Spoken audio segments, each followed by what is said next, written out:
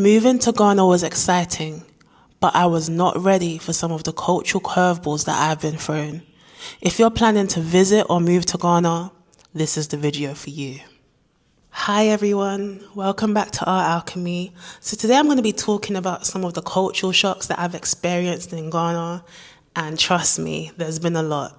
But it's been good and it's been exciting. Just stay tuned for the rest of the video. So let's talk about cultural customs when it comes to communication. So Ghanaians are super duper polite. Please is used in a way that I have never experienced before. But one thing that also shocked me was no. No isn't always, it's not always said. It's not always something that is communicated. Something that you're supposed to assume, I guess. For example, rather than saying, no, I can't do this, or no, this is not part of my contract, etc., people will just say, well, we'll see, or maybe, or they will just delay answering altogether. And for me, sometimes it's hard to understand. So number 2, the noise. So I came from a big city, right? I lived in London and now I'm in Accra. So this point is specific to Accra. I just didn't know how loud it would be. Everything is noisy. Even just the sound of the everyday life on your own street. The noise level in Accra is just not to be. It's shocking. The noise level was disturbing me from making this video. It's a lot to deal with. So number 3, domestic help. So it's normal for everyday people to have maids or to have help in their house, like nannies or something. And you don't have to be rich to have it. It's just a cultural norm. It's a way to provide jobs for people, and it's a way to provide value for someone. Working people need nannies if they have children, right? And it's normal here. Number 4, everyone watches what you're doing. So there's no secrets in Ghana. And from my experience, I would just say it's Africa overall. You're going to be watched and you're going to be stared at, and it's going to be blatant. But it's just something to get used to. And what is this? I'm getting used to it now. So yeah, people stare openly. Privacy and personal space are completely foreign concepts here, or it's experienced in a different way. Number 5, another one specific to Accra, the pollution level. Oof. This is a big one. The air quality is not the best. This really shocked me. The amount of pollution when you're in the city, it's crazy. The cars, you can see toxic fumes coming from the black smoke, the fog, because a lot of the cars, unfortunately, are old and need to be serviced. People burn trash and stuff, so there's a lot of fumes in the air. And also because not all of the streets are paved, a lot of the residential areas, when cars are driving, a lot of dust is created.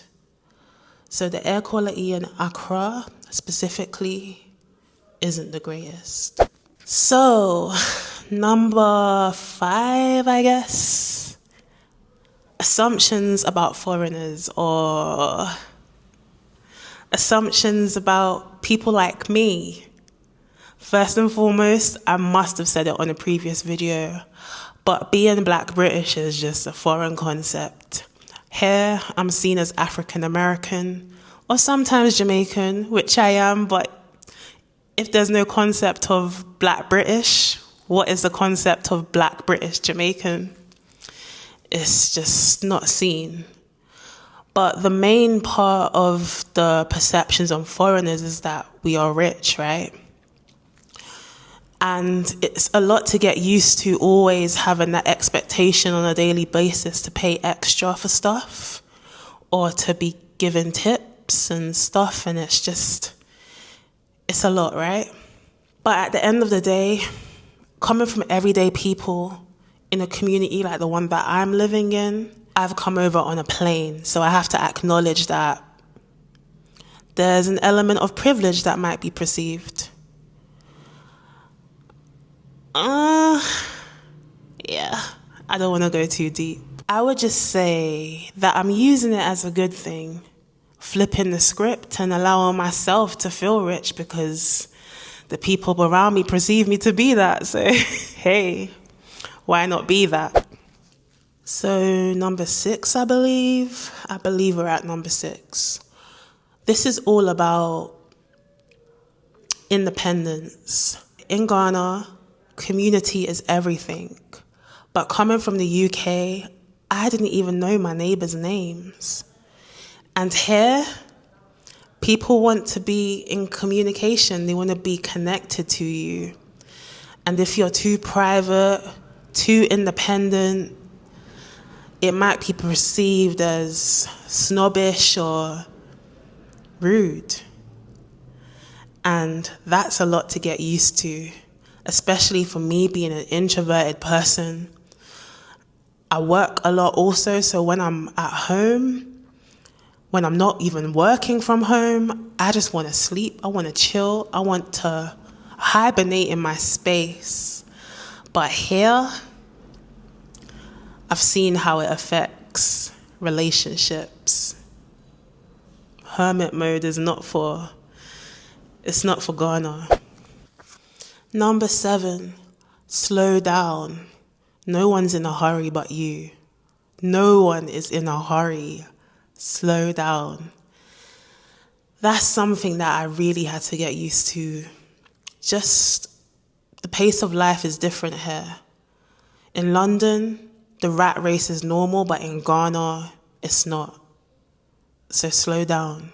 Take your time and just breathe. It's never that deep. It's not that deep. Number 8. So this one would be about the reserved nature of people. Although people want to commune and they want to get to know you, a lot of people are quite shy. You might get into a taxi and they might not even say one word to you. People don't always say hello to you on the street. They get going, and someone being like me with a Jamaican background, I'm used to, Wagwan, what's going on?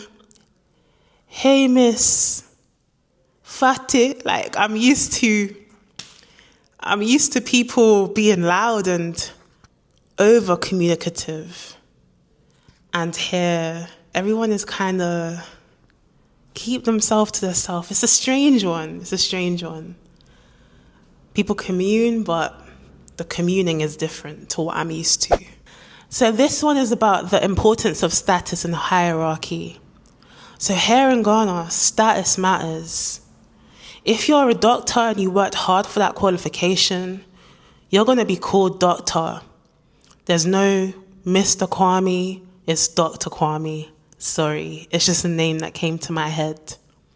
But also simple things like calling people ma'am, madame, auntie, uncle. The auntie one really shocked me. Having people in their mid to late 20s calling me auntie that are strangers is like, what is this? But I've even had a 60-year-old call me it. It's really something to get used to. And I guess it's just a way of being polite, right? Mum is another one. Wow. And then finally, number 10, I would say the amount of wealth that is here. Wealth in so many different forms. But let's talk about financial wealth first and foremost. Here in Ghana, I've seen the most exclusive luxury cars that I've ever seen in person. And that's just been by going through normal residential areas in Accra.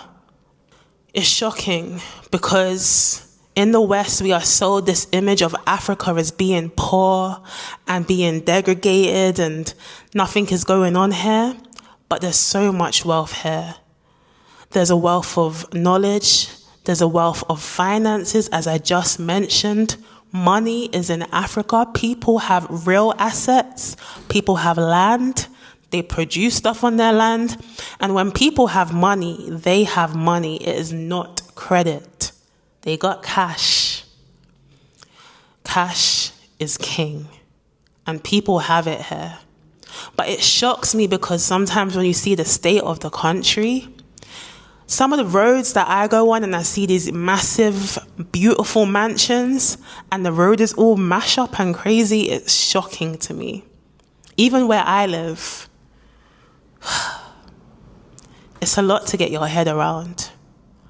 But people are rich here. So I hope you enjoyed this video.